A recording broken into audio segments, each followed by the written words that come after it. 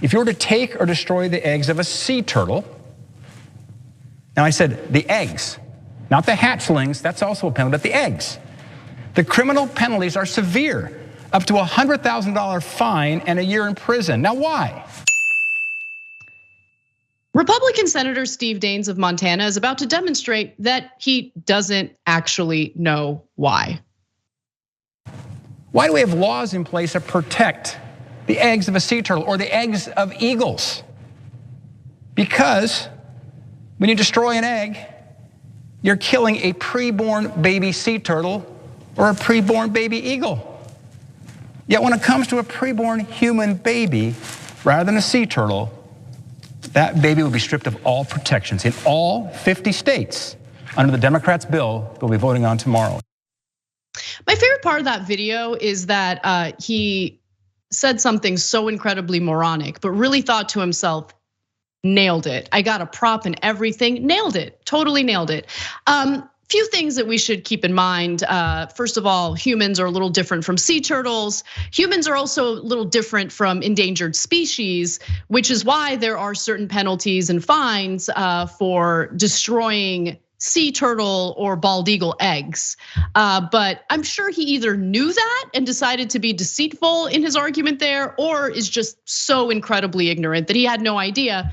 Also, it's worth noting that not all eggs are viable. And the real point here is, maybe humans shouldn't get involved in the reproductive process or decisions of other living things, including sea turtles, including other women who should be able to make decisions about their own bodies. But Republicans who purport to be in favor of liberty and freedom have no problem in forced pregnancies and forced childbirth, because that's exactly what they're advocating here for. Now, that speech that you heard was one that he gave during the debate over whether or not the Senate should codify reproductive rights to ensure that even with the reversal of Roe v. Wade, all women would have access to abortions. We already expected that vote to fail, and it did in fact fail. Joe Manchin, a Democrat, came out and said that he would vote against the legislation. No surprise there. He seems to bask in being a piece of crap, so there you have it. But I do want to talk a little bit about Senator Daines, who he is, and how much of a hypocrite he really tends to be, much like other Republican lawmakers. Some of you might have great memories. He's the same Republican senator who interrupted Senator Elizabeth Warren as she was on the Senate floor reading a letter from Coretta Scott King when the Senate was making decisions about Jeff Sessions. He didn't like that, so he kept interrupting her to kind of prevent her from reading the letter from Ms. King. But I also want to talk about how there's a lot of death, there's a lot of despair in the country that actually impacts not zygotes, not embryos, but living, breathing human beings. And that death and despair is empowered by right wingers in this country. So why don't we take a look at the latest data that was released in regard to gun violence and people who die as a result of gun violence in America, something that right wingers want to do absolutely nothing about. For instance, homicides from guns rose 35% during the first year of the pandemic to the highest level since 1994, according to CDC Morbidity and Mortality Weekly Report. The homicide rate from firearms increased to 6.1 per 100,000 people in 2020, compared with 4.6 per 100,000 in 2019. So we knew gun violence was already a massive problem in the country prior to the pandemic. I mean, it was a regular topic on the show. We talked about the mass shootings that happened on school campuses, at Walmarts, all over the place. It actually got worse during the pandemic. And we had previously shared some statistics showing just how many guns were purchased in the first year of the pandemic as well. I'm guessing that this is a result of that. Now, excluding suicides, more than 19,000 people were killed by guns in 2020, compared with more than 14,000 the year prior, according to the CDC report, which is based on death certificates. So methodology seems pretty sound. They're relying on death certificates, so that's good. But the results of the report, not so good, because again, lots of living, breathing human beings who ended up needlessly dying because of the fact that guns are easily accessible to anyone and everyone. The study did not include accidental gun deaths or deaths where intent could not be determined, okay? So the number could actually be much higher. They were very narrow in how they interpreted these numbers. Homicides from gun violence increased among people of every age in most racial groups. So this isn't something that's only impacting one racial group or one group of people, depending on what their age is. For men and women, in cities and rural areas, and in every single region of the nation. So if you are someone living in a blue state and you love to celebrate the more restrictive gun laws in your state, you shouldn't celebrate that because it doesn't matter. We live in one country. Your state is not an island unless you live in Hawaii. But you get what I'm saying. So if you have super lax gun laws in places like Texas, where anyone can buy a gun without a background check, without having to worry about any type of obstacle in the way, well, you could just cross state lines with those guns and wreak havoc in whatever state that you'd like to wreak havoc in. And that is what we're seeing. It's just, in the US, 79% of homicides and 53% of suicides involved guns in 2020, according to the CDC. More than 24,000 suicides involved firearms in 2020. So I give you all those numbers, right? Because again, whenever it comes to common sense policies, like honestly, mild gun regulations, closing the loopholes to ensure that the federal background checks apply to everyone, closing the gun show loophole, closing the loophole that allows a private seller to sell to an individual without background checks, all those loopholes should be closed.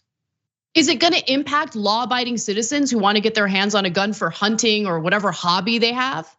No, if you're a law-abiding citizen, you'd still have access to a gun.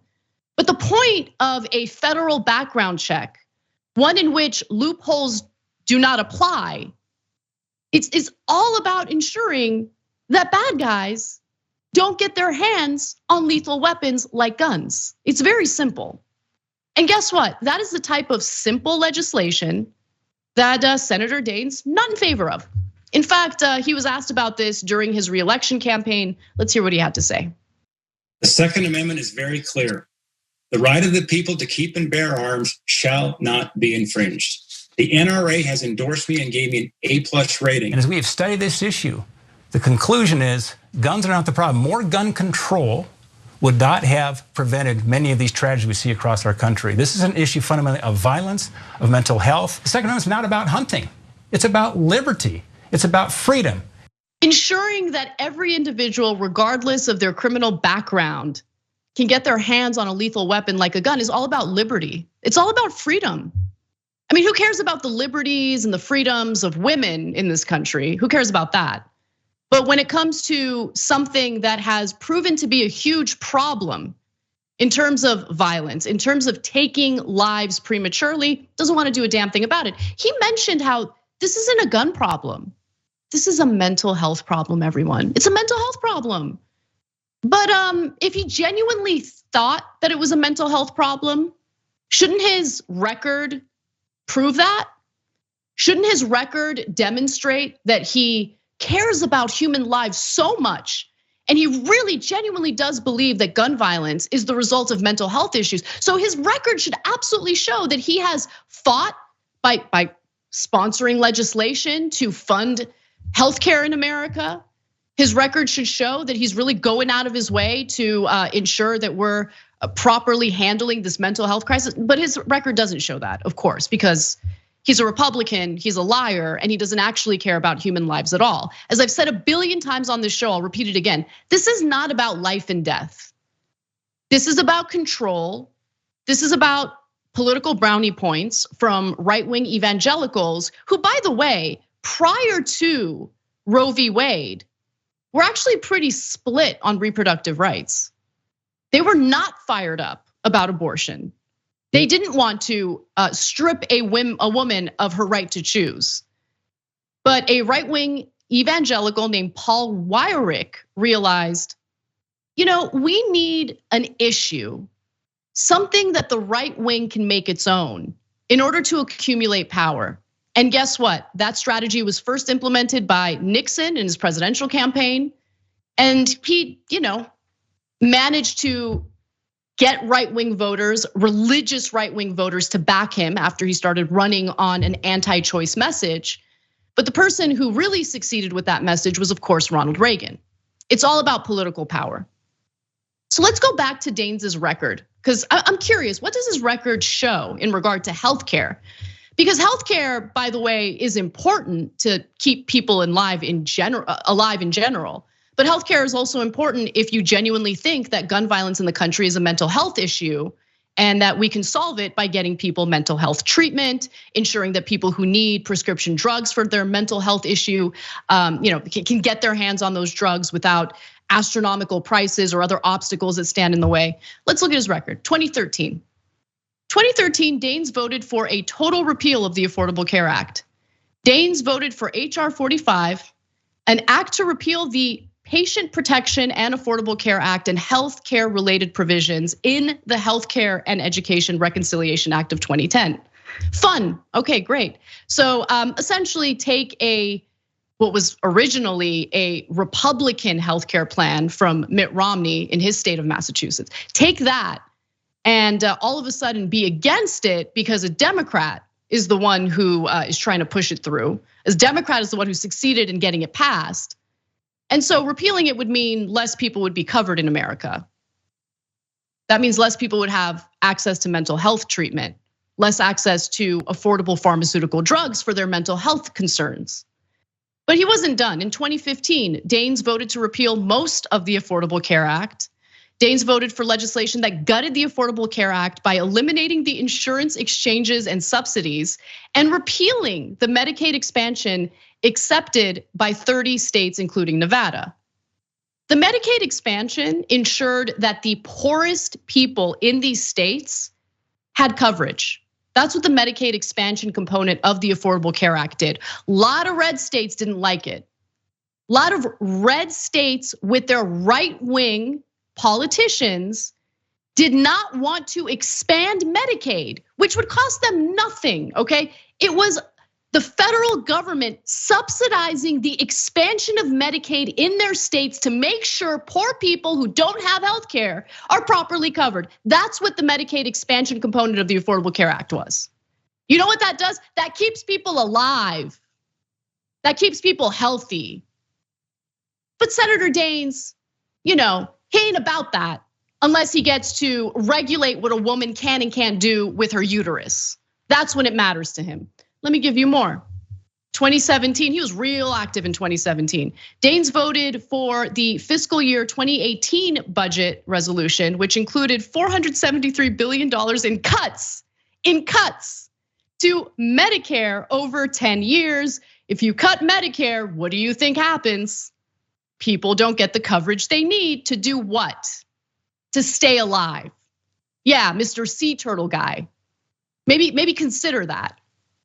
But he knows this. He totally knows this. He's just a liar.